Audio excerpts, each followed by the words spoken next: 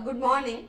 Today we are going to look into Unit 3, that is in Chapter 7, Unit 3 and Unit 4. This is the process of budget making, the sources of revenue, expenditure management and management of public debt. Here there are innumerable questions that can come up right from the process of budget making and who are all involved in it. So, what are the budgetary procedures? And please memorize this Article 112 of the Constitution provides that in respect, see that Article 112, then they might ask which article provides that in respect of every financial year the President shall cause to be laid before both the Houses of Parliament a statement of the estimated receipts and expenditure of the Government of India for the year referred to as the annual financial statement. Two questions are possible. One is Article 112, or they might ask what does it refer to as annual financial statement. These two questions are possible because ours happens to be here objective type of a paper. So, these are the questions that will crop up. One more question is possible. It is approved by both Houses of Parliament before the beginning of the fiscal year. So, where is the fiscal year?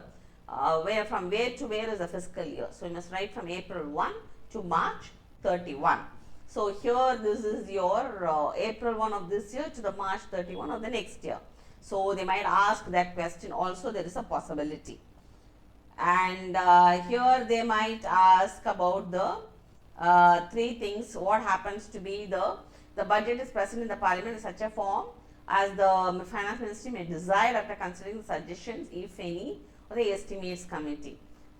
They might ask a question on the Estimates Committee. The budget is present in the Parliament in such form as the Finance Ministry will decide after considering the suggestions of, if any, by the dash. So, they might ask about, you might have to write, pick the right answer, then they might give you options, it might be Estimates Committee. There are innumerable possibilities in this particular lesson as far as it comes. So, then you have about this, what are the three separate parts under which the government accounts are maintained. So, they might give you a wrong one. Then they might ask these three: Consolidated Fund of India, Contingency Fund of India and Public Account. So, out of the three, they might ask the one about what happens to be Annual Financial Statement or AFS. Okay.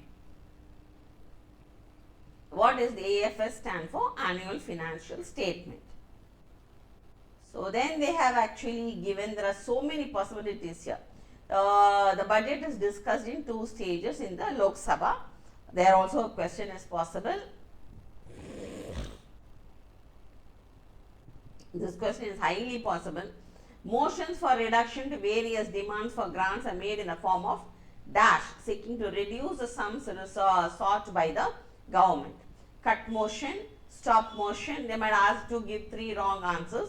The right answer happens to be cut motions. Whenever you are reducing the sums sought by the government, cut motions are the ones that are being introduced.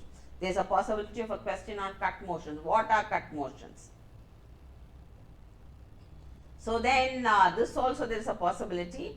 The bill being a money bill, Rajya Sabha has to return it within a period of dash days. So, with or without recommendations. So, it happens to be 14 days. Please memorize that.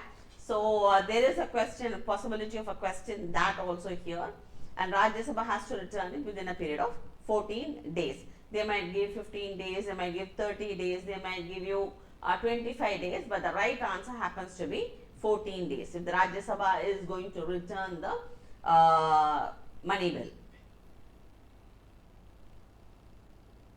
See the broad sources of revenue, they might give various options, and they might give you two or three wrong options also.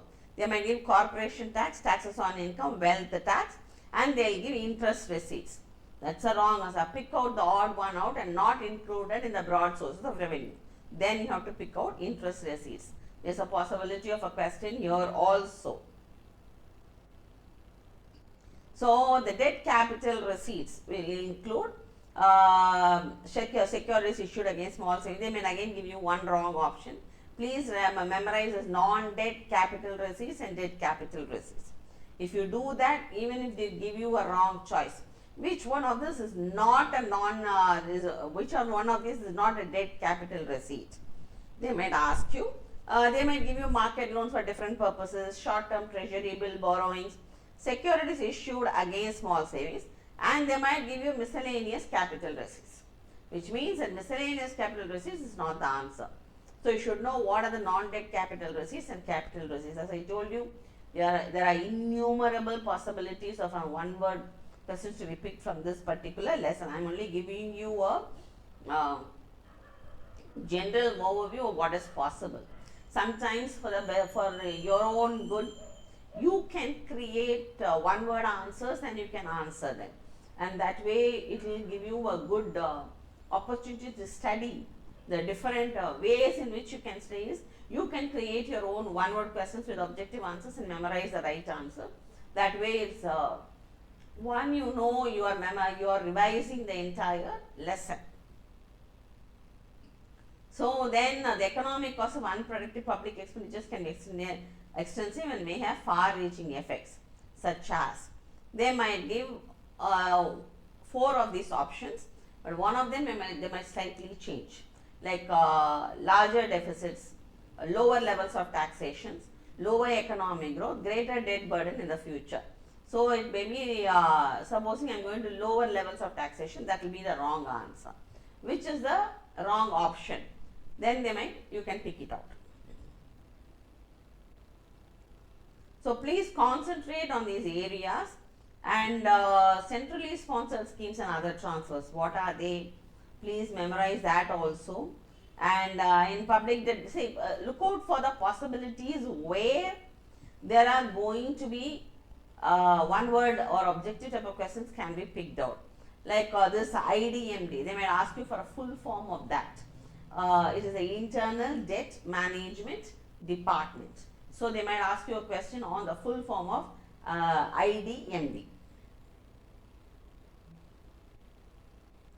And they might ask you a question on this also.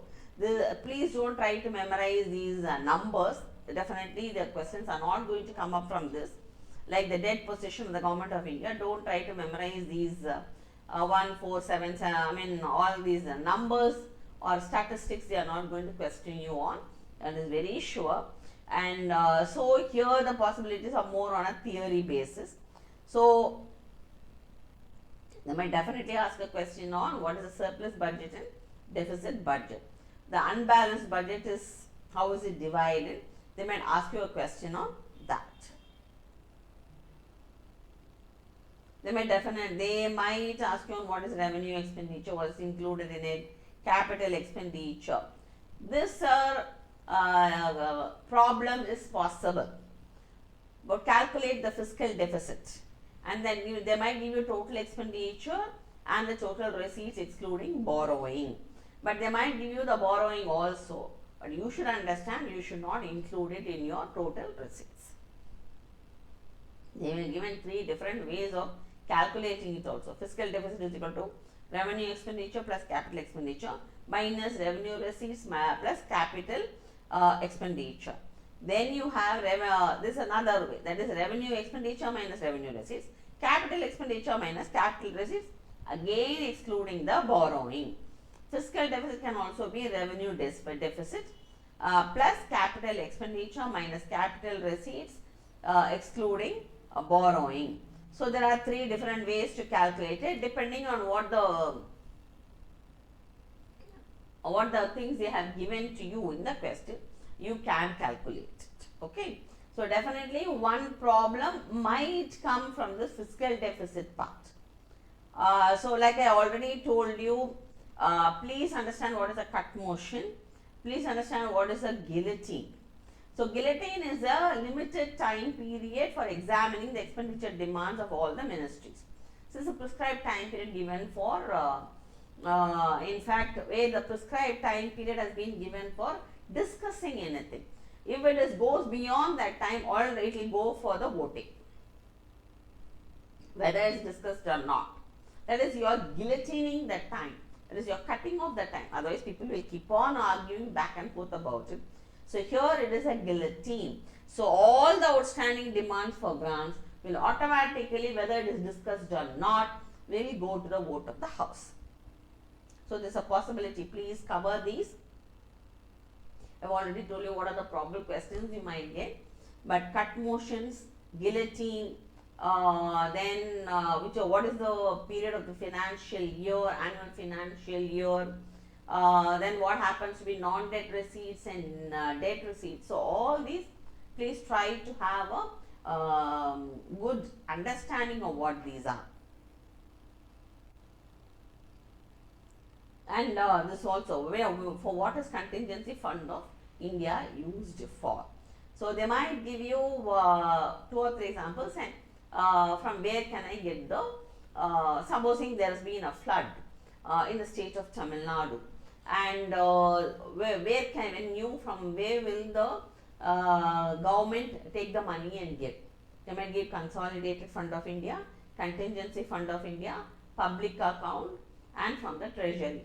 But you have to write it is from the contingency fund of India. It is for emergency exigencies. For meeting such exigencies, you don't need the legislative approval. Automatically it is given for emergencies. So please go through this and you will understand it. Now we will go to chapter 7 for what will be covered in that. Here in this fiscal policy is, we are going to see the objectives of fiscal policy. The most common objectives of fiscal policy are achievement and maintenance of full employment, maintenance of price stability, acceleration of the rate of economic development, equitable distribution of income and wealth. So, what are the common objectives of a fiscal policy? These are the things for the taxation. Fiscal policy is nothing else but the policy of taxation. Please try to manage this. Okay. Here the question is, possibility is there on the common objectives of fiscal policy. So, please memorize that part. And what are the types of fiscal policy? They might ask you about expansionary fiscal policy and contractionary fiscal policy. They might give you examples. What do you do during an expansionary fiscal policy? So, they might give you, the government may cut all types of taxes, and they will, leaving the taxpayer, they will cut all types of taxes, they will increase the government expenditure. Which option is correct, they will give. Or they might write, they will increase the taxes, they will increase the government expenditure. Then they will say they will decrease the government expenditure, decrease the government expenditure, decrease the taxes also. The correct option happens to be, they will cut all types of taxes, direct and indirect. Then there will be an increase in government expenditure during an expansionary fiscal policy, where the government actually wants to put money into the hands of the people so that they can spend. There is a circular flow of income. So, this expansionary fiscal policy and contractionary fiscal policy, please go through what is done. They might give you the 4 options. During the expansionary fiscal policy, what is done? They may do it for contractionary fiscal policy, the same method. What is the government's activity during a contractionary fiscal policy? They might not try to justify it. It is done during the expansionary period of, during an inflation. So, that is not what they will tell you. So, what will the government do? Then again, like I told you, they will give options. They might say increase in government spending, increase in personal income taxes. Then they will say increase in government spending, increase in personal income taxes. Then they will say decrease in both. They will give various options, but the answer, the correct answer is decrease in government spending, increase in personal income taxes and or business taxes, because in this condition, they don't want the money in the hands of the people. Already people, there is a boom. People are spending too much. So, they will be in the growth rate, it will cause high, that will create asset bubbles, it will cause high causing inflation, etc. So, they don't want it more. Already it is in a boom, they don't want a hyperinflation to happen. So, the questions, these possibilities are there, like I told you. These are the instruments of fiscal policy. They might give you here questions like on these. How do you do it? As a government may spend on government expenditure as an instrument of fiscal policy. Like we saw decrease in government expenditure, increase in government expenditure. Please go through these. They might give you various examples and say which one of these happens to be, what is it a part of, whether it is government expenditure or whether it is borrowing, whatever it is, whether it is public debt, whether it is taxes, whether the government. So here the tools of fiscal policy are 4. You have the taxes, you have the government expenditure, you have the public debt and the government budget. So I might give you an example. Okay, which one of these is a part of government expenditure as an instrument of fiscal policy? Okay, the first one might be the government is paying the salary of the workers. Okay, then they might give the government of India has extended help to Karnataka, which has been affected due to a flooding. That's a relief expenditure. Okay, then the government is building a road work in say there's a national highway which is being developed, so it becomes under public works. But they might give you a wrong option, which is a part of taxes. So they will say the government increased the taxes, the personal income taxes slab from 10% to 15%. That is a part of tax as an instrument of fiscal policy. Out of the 3 I have given you, they all belong to government expenditure, which is not a part of government expenditure as an instrument of fiscal policy. 3 of them are. One of them isn't, so you can say taxes. So one of them is an example of a tax. Or they might give you the other way around, where government, which one of this is a government expenditure as an instrument of fiscal policy. I can give you one of these options. Okay, there's a transfer payments. Here he had deployed almost 10 million to be paid as unemployment benefit. That alone is a government expenditure as an instrument of fiscal policy coming under transfer payments. But I will give you 3 options which comes under maybe government budget, public debt or taxes. So either way I can test you. So here we are talking about more of through monetization, etc. Taxes, we know how they do it. Whenever there is an expansionary phase in the economic cycle, I will use the contractionary fiscal policy as the raise the taxes. So here if it is a contractionary economic period, then is going to be an expansionary fiscal policy, because during recession I try to reduce the income taxes so that people have money to spend. So either way, so taxes as an instrument, in short, is that if you want to know it better, then you have to log into my videos where it is being taken as a lesson as such with explanation. Public debt. So there is something called as external debt. So sometimes there will be thing also public debt. Here it can be, I can do an internal debt as well as to fight inflation and deflation. I might go for loans. Internal debt is when the government borrows from its own people. Government borrows is not there going in the begging bowl everywhere. They are going to float treasury bills, government securities which people will buy. But there is a promise, after a certain period of time I am going to buy it back from you. So that public debt as a thing. External debt, definitely we are borrowing from external resources, like borrow from the International Monetary Fund or places like that. So public debt is an instrument of fiscal policy. So these are the things you would have to, fiscal policy for reduction in inequalities of income and wealth. Again, you can, what will the government do to stop the inequalities of inequalities in income and wealth. I might give you 1 wrong option and 3 right options. Okay, like a progressive direct tax system. Then the commodities which are primarily consumed by the richer income group is taxed more.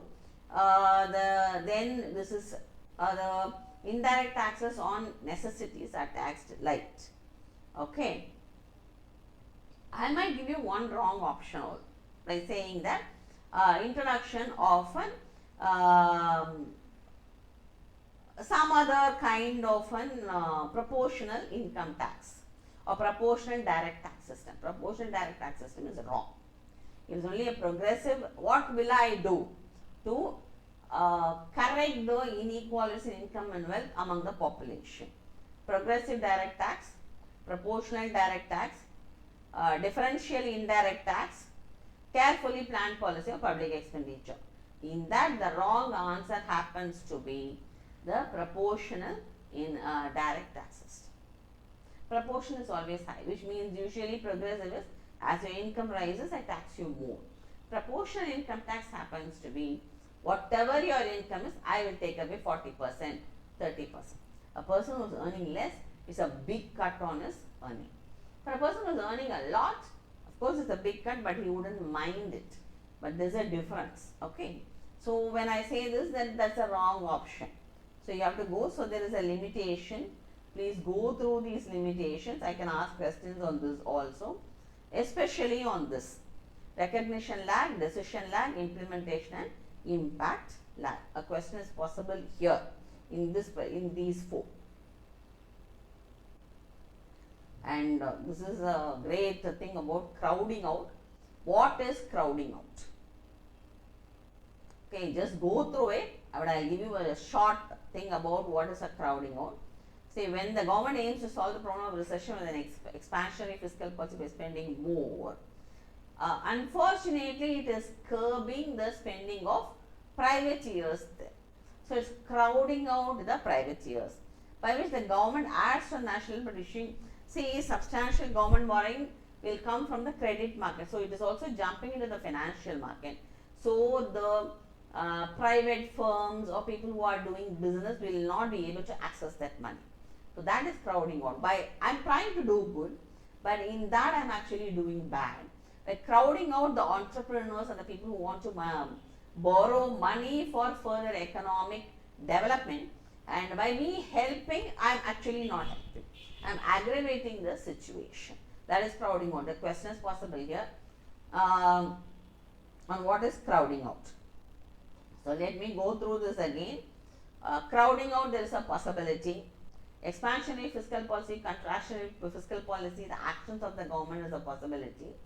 And like I already explained, the three the things like public debt, what is a public debt, what happens to me, it's a very easy lesson.